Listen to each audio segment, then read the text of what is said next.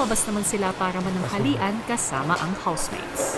Pero si JP tila hirap sa pagproseso ng kanyang nararamdaman. Alam mo, rap battle, gusto ko sparring. Labas ko talaga sa maloob ko talaga. Uy, grabe yan. Hinihigil ako. Nga po, nakita ko nga po sila Kuya JM kanina, tsaka si Kuya Binsoy na naiyak po sila ganyan. Kung binigay nila yung manok, di may manok mong kakain ngayon. Sa akin kuya, okay naman po kung nakain ng gulay kasi kompleto naman po dito sa labas.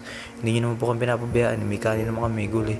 Pero kasi naisip ko yung effort ng ibang tao, lalo na sila Fiang, sila Kai, sila Rin, kami po, na yung iba nakatayo ng 8 hours lang para nga dun sa budget na yun, para lang ikarni kami this week. Tapos ganun lang, parang kukunin nila ng ganun, tapos sila po magdi-decision.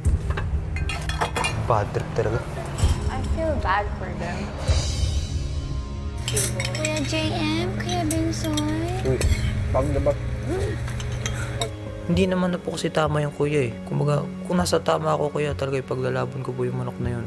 Kahit pa nasusunod dyan sa loob, paglalaban ko talaga yung kuya.